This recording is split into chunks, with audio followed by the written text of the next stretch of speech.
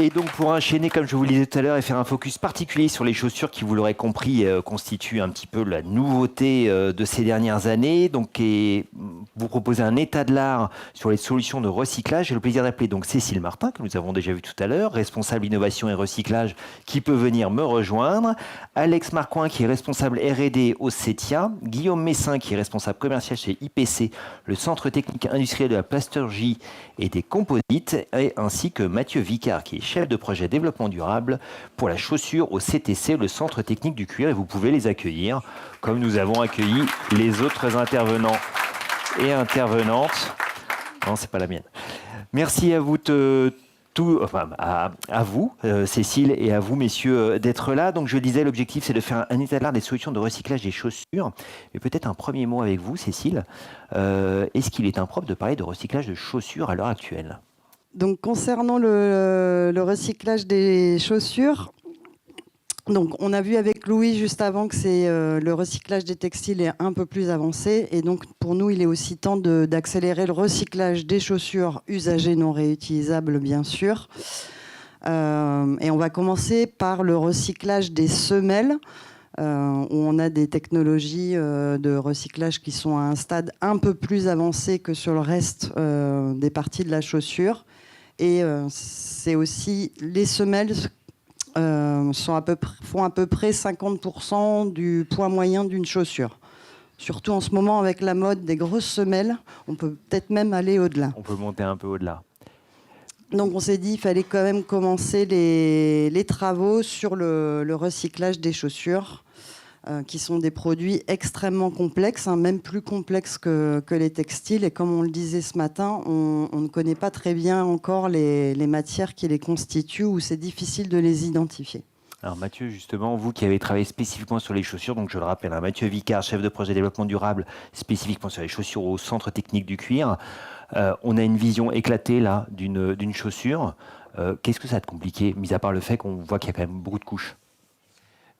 Alors déjà, en fait, pour faire très très simple, aujourd'hui la chaussure, elle va être constituée de deux grands éléments principaux qui vont être, on va dire, la tige et la semelle d'une part. Et à partir de là, déjà, c'est une complexité dans le sens où on va avoir des matériaux qui seront très différents les uns envers les autres. Et du coup, c'est pour ça aussi qu'il y a deux filières qui se montent, on va dire, dans le sens où on va avoir soit la filière de broyage chaussure entière, et ça, Alex vous en parlera mieux que moi, soit la filière de démantèlement pour pouvoir séparer les éléments de tige et les éléments de semelle. Aujourd'hui, alors l'éclaté que vous avez derrière moi, c'est un éclaté de chaussures de ville. C'est la même chose pour à peu près toutes les chaussures, puisque il y a certains éléments qui seront plus présents ou moins. Mais ce que l'on voit, c'est que chaque élément finalement de la chaussure va être spécifique et va apporter un besoin spécifique pour l'usage de ce produit.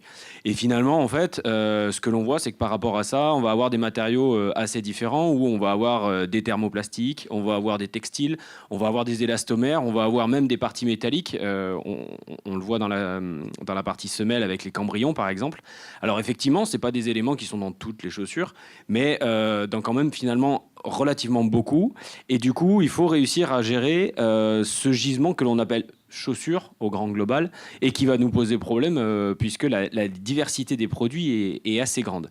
Donc je vous mettais rapidement 2-3 éléments, mais une tige, ça peut être 15 à 20 matériaux différents, et quand on dit des matériaux différents, ça peut être des matériaux fondamentalement différents. On ne parle pas là de coton avec un certain pourcentage d'élastane dedans, on parle vraiment de matériaux dont la nature propre est complètement différente. Donc c'est pour ça aussi qu'en voyant la tige à une vingtaine de matériaux, et puis la semelle qui peut être généralement un peu moins diverse dans les matériaux, on peut généralement s'intéresser plus à la semelle, à la fois en poids et à la fois dans la diversité des matériaux qui la constituent. Alors, encore une fois, le propos est à modérer, puisque là, j'ai mis 2 exemples de semelles. On a une semelle, la toute blanche, qui semble être du monomatériau. Et c'est important sur le semble, puisqu'on y reviendra après. La deuxième, elle, est constituée de plusieurs matériaux différents qui, pareil, potentiellement sont des matériaux de nature différente. Et du coup, ça va être toute cette complexité-là où on va devoir aller chercher. La semelle faisant, comme disait Cécile, plus de 50% du poids. Aujourd'hui, d'un point de vue économique et puis d'un point de vue gestion des priorités, c'est là où on va aller chercher ces premiers éléments autour du recyclage de la semelle. sachant que le recyclage de la tige va plus s'apparenter potentiellement à du textile, mais même avec la complexité qu'il y a, malheureusement, on va devoir faire des choix et des priorités. Donc ça veut dire quoi? Ça veut dire que la tige, elle va être orientée CSR ou enfouissement? On fait au mieux. On fait ce qu'on peut. Belle pirouette. Non, aujourd'hui, malheureusement, on s'intéresse relativement peu à la tige, à part certains metteurs en marché qui ont réussi à craquer les choses en faisant des tiges monomatières. On en parlait tout à l'heure avec les éléments qui favorisent le recyclage. Mais effectivement, pour l'instant, on va déjà se concentrer sur la semelle et la plupart des acteurs se concentrent aujourd'hui sur la semelle. Donc au CTC, vous avez travaillé pour caractériser justement tout ce qu'il y a dans la chaussure, c'est ça? Alors au CTC, nous, en centre technique de la chaussure, pas que de la chaussure en cuir, on essaye d'accompagner les industriels, que ce soit les metteurs en marché pour faciliter la conception des produits recyclables, mais aussi d'aider et de filer un coup de main sur la technicité produit avec les recycleurs, on travaille avec tous ceux qui en ont besoin, et surtout avec Refashion aussi pour pouvoir essayer de mieux caractériser les gisements, d'essayer de mieux les comprendre et d'essayer de voir où sont les vrais verrous technologiques et techniques autour du produit chaussure. Donc en tout cas, si je comprends bien, à l'instar de ce qu'on disait tout à l'heure, le préalable nécessaire, c'est de trier autant que faire se peut le gisement entrant. Ouais, on va le voir avec mes collègues juste après. Effectivement, le tri du gisement entrant et surtout finalement cette connaissance avant même de trier va être hyper importante. Alors là, on a mis quelques exemples. Évidemment, ce n'est pas exhaustif, mais dans l'idée, ce que l'on voit, c'est qu'il y a déjà des grandes familles au sein même. Alors on parle plus que de semelles ici, mais on a déjà au sein même des matériaux de semelle des grandes familles entre les thermoplastiques, les thermodurs, etc. Il y a des personnes dans l'assemblée qui sont très spécialisées là-dessus et n'hésitez pas à aller leur en discuter. Mais effectivement, déjà dans ces familles-là, on voit que le traitement ne sera pas le même. Et dans le graphique juste en suite, on parlait tout à l'heure de tri densimétrique, parce que c'est aujourd'hui l'une des solutions que l'on a pour pouvoir essayer de séparer les matières. Mais en fait, avec le cercle rouge qu'on a posé, on voit bien que pour une même densité, on peut avoir des matériaux qui sont complètement différents au sein d'une même famille, à savoir la grande famille, je dirais, des élastomères. Donc en fait, toute cette problématique-là, elle est que si on ne sait pas ce que l'on met en entrée et si on ne connaît pas la composition du gisement, ça devient très difficile, même en triant les produits de manière visuelle ou de manière plus ou moins automatique. La difficulté que l'on va avoir, c'est que l'identification de ces matières va influer sur la méthode de recyclage que l'on pourrait proposer. Mais aujourd'hui, on a déjà des verrous autour de ça. Donc le verrou à craquer, c'est premièrement le tri. Deuxièmement, et ça vient aussi pour les metteurs en marché, de la connaissance de leur gisement et du coup de la transmission de l'information pour qu'ensuite, derrière, on puisse faire quelque chose de manière le plus intelligente possible et le plus pertinente pour les business models qu'il y a autour. Très bien, merci pour cet éclairage. Et donc, je vous propose qu'on continue avec vous, Alex Marcoing. Je disais, vous êtes responsable R&D donc au CETIA, c'est une plateforme d'innovation dédiée à la recyclabilité des articles textiles et cuir. Alors, vous êtes penché, je crois, sur la manière dont, au-delà de la question chimique, mais la question déjà mécanique, comment est-ce qu'on sépare tous les éléments qu'on a vus tout à l'heure en éclater? Et c'est pas une mince affaire. Non, en effet. Alors parlez bien avec le micro sur le menton. On a démarré au CETIA des études il y a un moment maintenant sur la séparation de la tige et de la semelle. Donc c'est la photo qu'on voit à droite avec le robot. Donc c'est des développements qu'on a fait et pour justement essayer d'avoir une grande pureté sur la semelle qu'on va extraire et pouvoir aller mieux recycler, on va dire, la matière. Mais on retrouve aussi d'autres solutions qui existent depuis notamment plusieurs années, puisque anciennement, enfin SOEX, plus SOEX maintenant, mais qui était là et qui était un peu aussi la première solution industrielle de recyclage, de démantèlement et de préparation des chaussures, puisqu'ils ont commencé en 2012 et ils ont ouvert en 2018 le premier centre de démantèlement de ces chaussures, utiliser une solution de broyage et donc avec du broyage, de la séparation aérolique et magnétique des différents matériaux pour à la fin avoir notamment toutes les matières de semelle d'un côté, le textile, la fleuve textile, etc. D'un autre. Et c'est des solutions qui se sont aussi développées. Il y a maintenant d'autres acteurs qui aussi ont ce genre de processus. Sur la séparation tige-semelle, il y a également, donc nous on fait de l'arrachage, on fait aussi de la découpe jet d'eau pour essayer, notamment sur des semelles qui ne vont pas être collées, d'obtenir un maximum de quantité de semelles et pouvoir la recycler, toujours en cherchant le maximum de pureté. Et on retrouve aussi d'autres solutions, d'autres processus comme le processus d'Idelam, qui est un processus, je sais qu'ils sont dans la salle, donc j'ai essayé de pas de faire trop de bêtises, mais vous irez les voir pour plus d'explications vraiment techniques, mais concrètement c'est comme une cocotte minute, on va dire, en montant de température et en pression, un réacteur, et avec un fluide donc, qui est injecté, on va pouvoir finalement dissoudre les cols et séparer les différents matériaux de la chaussure. Donc il y a à la fois des process qui sont, on va dire, peut-être un peu plus industriels aujourd'hui, et des process en développement. Mais dans les deux cas, il y a une notion qui est revenue depuis le début de la matinée, qui est aussi le tri, qui est très important, que ce soit pour le démantèlement tige-semelle, parce que en fonction des process qu'on va utiliser, on va pas pouvoir mettre les mêmes chaussures dans tous les process.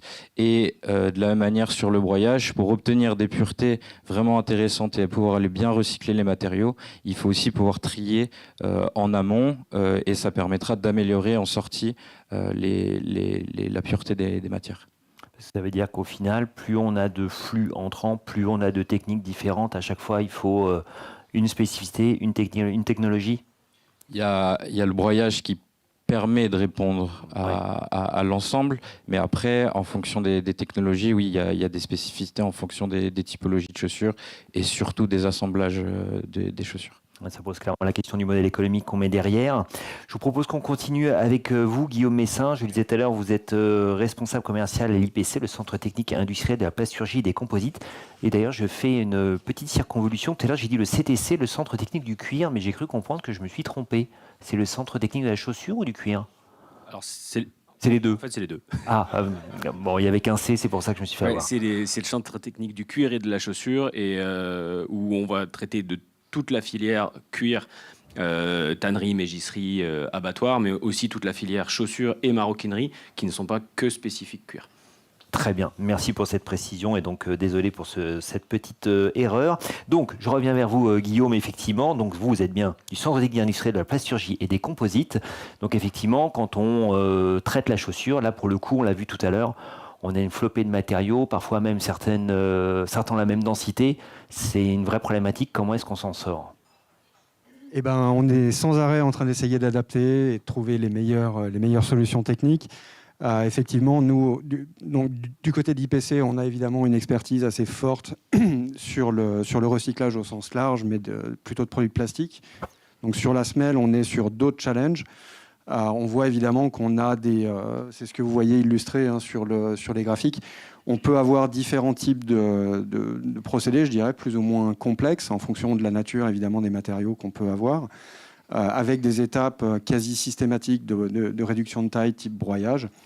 Et puis derrière, on peut avoir de la micronisation, on peut avoir des process plutôt thermomécaniques. Donc micronisation, on va avoir un micronisa qui fait quelques dizaines, centaines de microns. De l'extrusion compoundage, où là l'idée ça va être de refaire du granulé, et puis après d'autres processus type des réticulations, des vulcanisations sur des caoutchoucs, où là on va repartir et essayer de recréer de la matière. Donc avec différentes séquences qui vont être plus ou moins difficiles, plus ou moins coûteuses, et évidemment on va avoir un effort différent, et il y a un contexte économique évidemment là-dedans qu'il faut malgré tout pas oublier.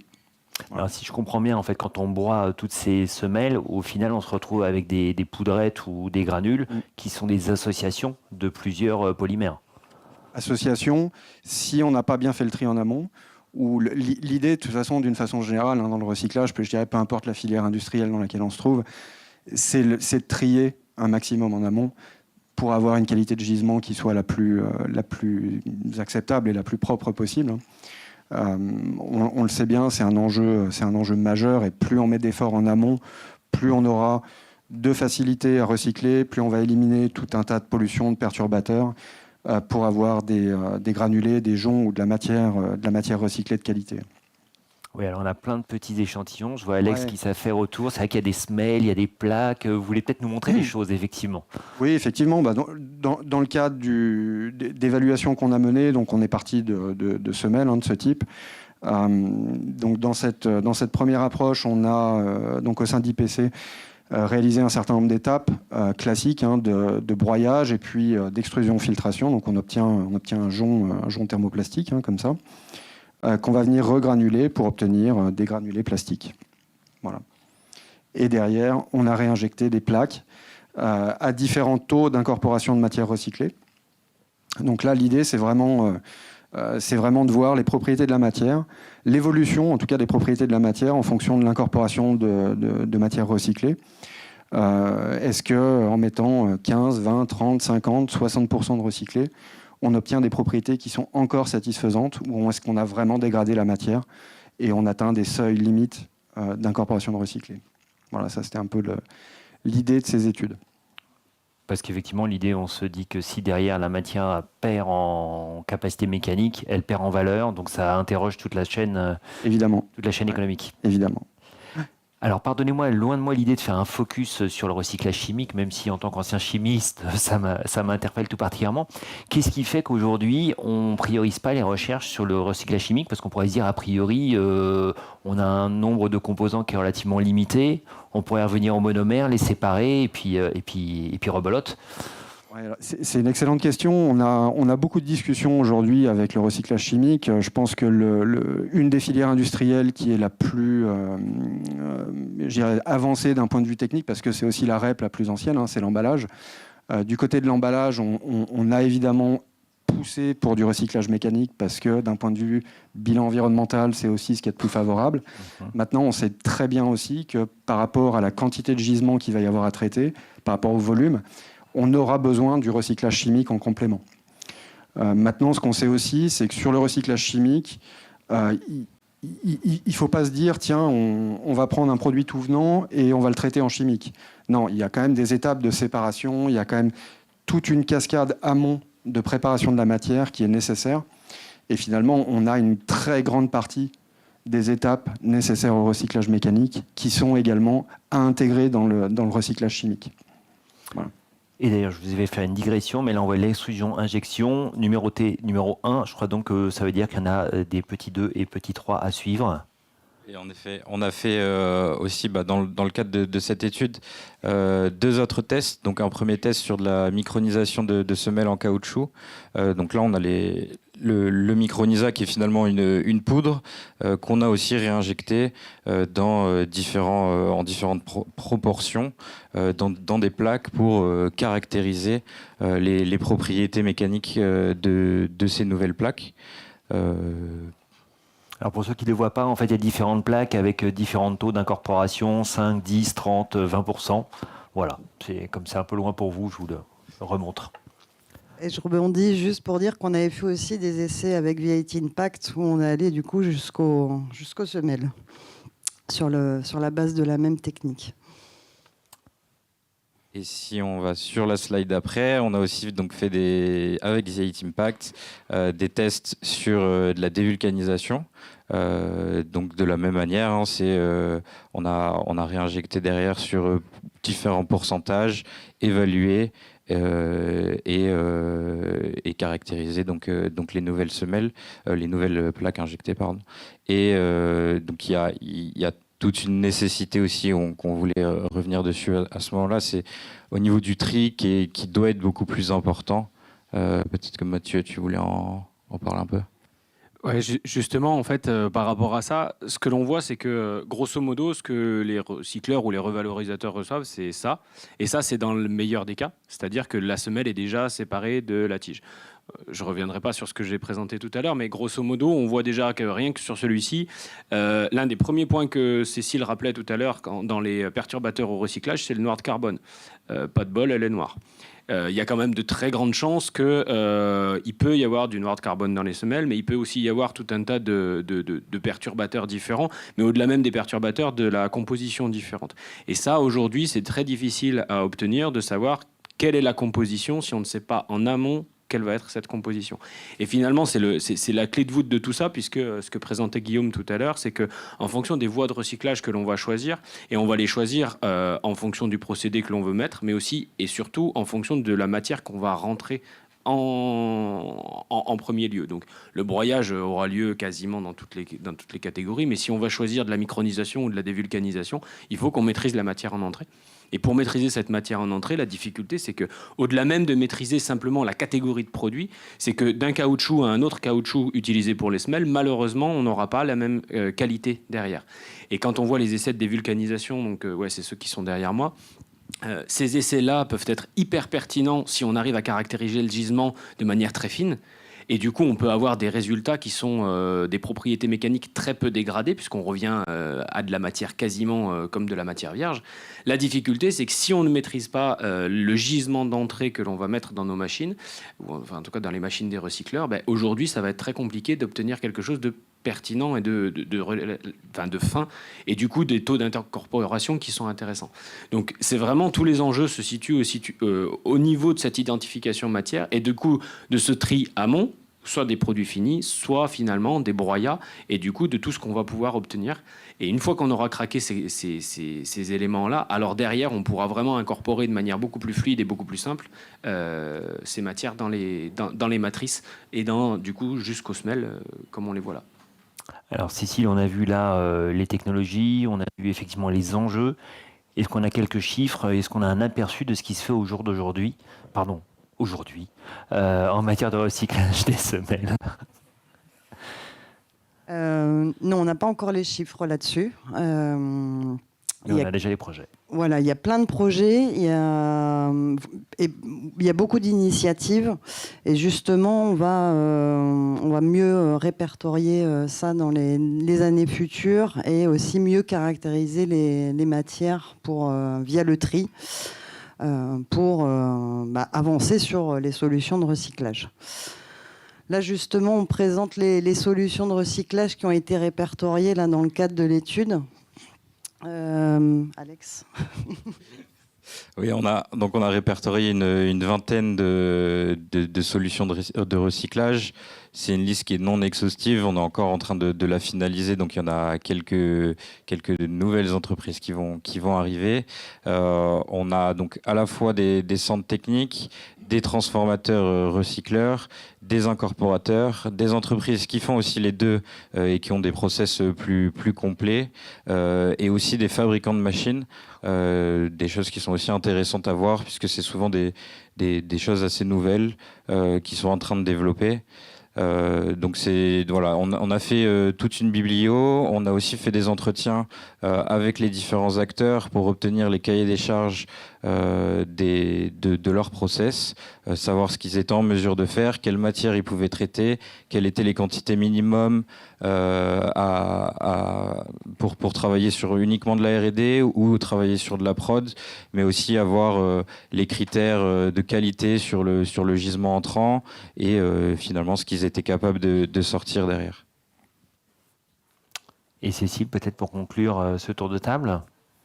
Ouais, je précise juste là que la cartographie n'inclut pas les préparateurs au recyclage. On s'est vraiment concentré sur les apporteurs de solutions de recyclage des semelles en Europe. Et comme vient de le dire Alex, c'est un état de l'art qui mérite d'être complété. Donc si on a oublié une solution et que vous en avez connaissance, vous pouvez venir nous en parler. On pourra la rajouter dans l'état de l'art.